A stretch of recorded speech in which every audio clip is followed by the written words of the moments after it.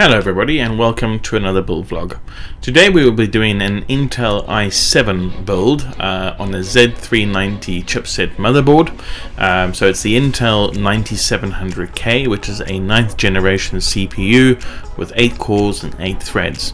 The Z390 chipset is at the top end of the consumer level boards, sporting lots of different things that people will be looking for when they put in a high quality CPU. We'll be using 16 gigabytes of RAM, sped on 2666 megahertz, 2 times 8 gigabyte DIMMs in that particular model. We'll also be using a uprated cooler in the way of a Cooler Master Hypo 212 Evo. This is a slightly better quality cooler compared to what would normally come with a CPU, although the CPU that we're using today doesn't actually come with a cooler, so we needed to get an aftermarket anyway. As mentioned, it's a Intel Core i7 i9700K, the 9th gen processor, 8 cores and 8 threads. Power wise, we put in a AeroCool 500 watt power supply, 80 plus bronze certified.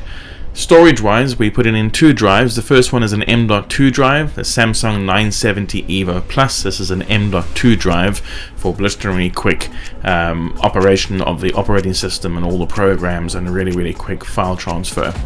We will also be putting in a standard Samsung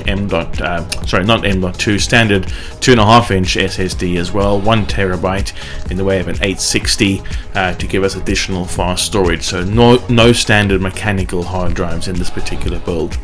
As mentioned, RAM wise, Vengeance LPX from Corsair, 16 gigabyte kit. On the graphics side of things, we're using an EVGA GeForce GTX 1060 graphics card with DisplayPort, HDMI and DVI-D connectors to allow for multi-monitor support. This particular card is a mini version. It's got a 6-pin power supply and will do the job perfectly.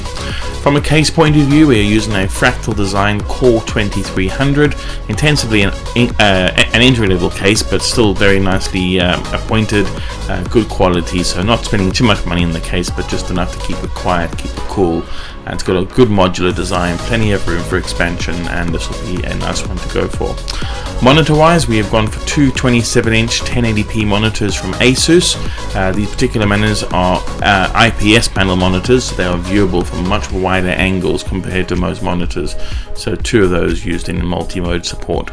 So this is the motherboard. It's now being populated with the RAM, it's been populated with the CPU and the aftermarket CPU cooler, as well as the M.2 main boot drive, which you can see on the lower half of the board already installed. This is a better view of the aftermarket cooler, so everything fits in quite nicely. This will keep things nice and cool. Also with a much bigger fan, it'll keep things a lot quieter compared to a standard size cooler as well, which is ultimately what you should be looking for. So everything's nice, good quality parts, and ready to build into the case. So this is the case all stripped out, ready to receive the motherboard, which will be going in a couple of seconds.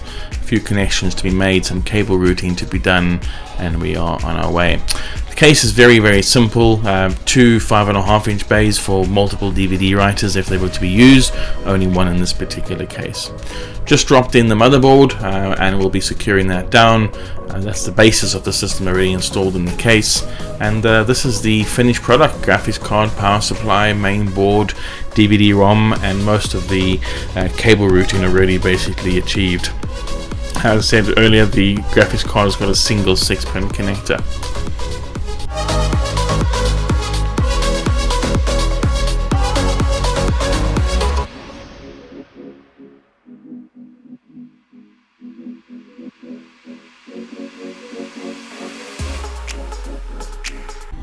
So there it is, all finished off and pretty much put together. All that's left is to install Windows 10 onto the system. This will be using Windows Pro 64-bit, and yeah, take that into the office and get that put onto there.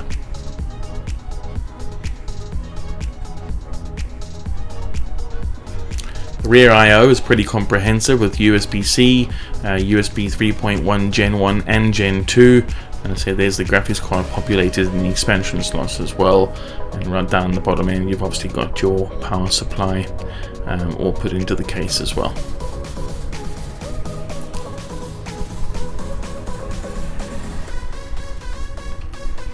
So another little quick look, quite a nice build this. It'll be quite a powerhouse of a computer and will suit the gentleman well.